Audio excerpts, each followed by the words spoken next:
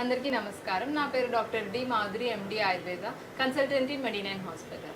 ఈరోజు మనం facial paralysis గురించి తెలుసుకుందాం. ఫేషియల్ పెరాలసిస్ని ఆయుర్వేదంలో అర్ధిత వాతం అంటాము. సో ఇది ఇందులో లక్షణాలు ఎలా ఉంటాయి, ఇది ఎందుకు వస్తుంది, ట్రీట్మెంట్ ఎలా ఉంటుందో చూద్దాం. సో ఇది మెయిన్ రావడానికి గల కారణాలు ఏంటంటే సడన్ కోల్డ్ ఎక్స్పోజర్ అనమాట. కోల్డ్ క్లైమేట్కి సడన్గా ఎక్స్పోజ్ అవ్వడం కానీ, అట్లాగే ఏమన్నా ఇంజురీస్ జరగడం కానీ.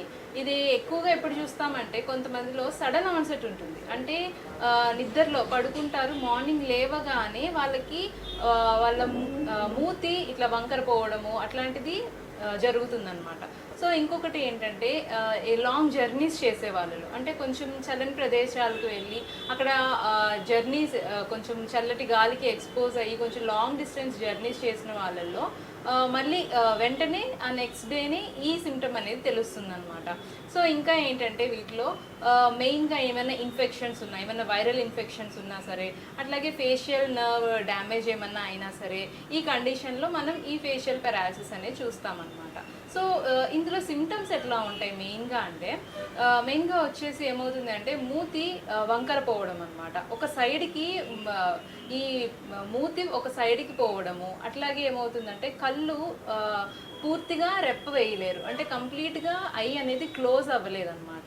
సో ఇంకొకటి ఏంటంటే నోట్లోంచి ఈ సలైవా అనేది ఒక సైడ్ నుంచి వచ్చేస్తూ ఉంటుంది, కారుతుంటుంది. అంటే ఎక్సెసివ్ సలైవా వచ్చి దాన్ని ఒక సైడ్ నుంచి కారడము, అట్లాగే ఈ ఫోర్ హెడ్ మీద బ్రింకిల్స్ అనేవి రావన్నమాట.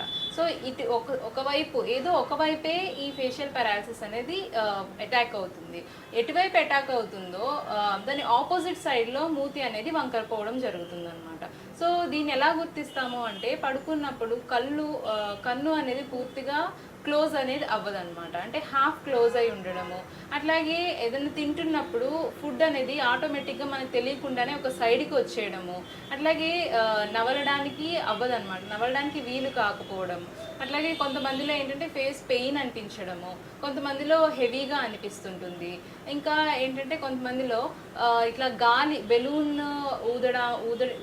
ఊదడానికి ట్రై చేసినప్పుడు అది అంటే ఫ్రీగా వాళ్ళు గాలి అనేది ఊదలేరు అనమాట.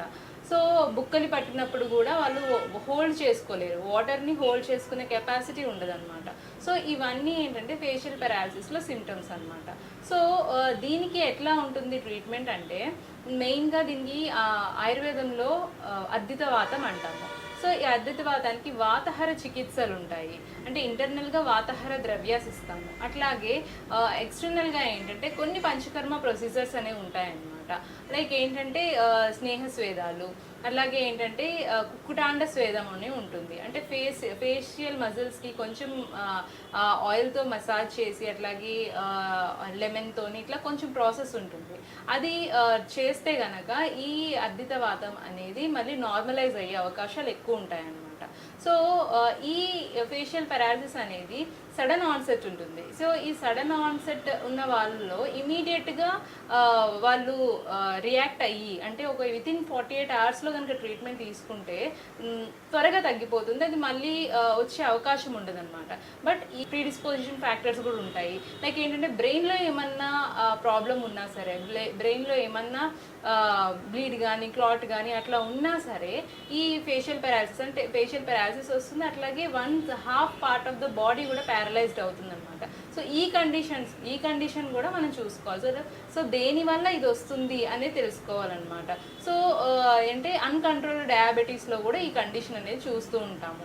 సో ఇది ఈ ఫేషియల్ పెరాలసిస్ అనేది త్వరగా గుర్తించి ట్రీట్మెంట్ అనేది తీసుకుంటే కనుక సో ఇది మళ్ళీ వచ్చే అవకాశం ఉండదు, అండ్ నెమ్మదిగా తగ్గించుకొని దీని నుంచి బయటపడవచ్చు.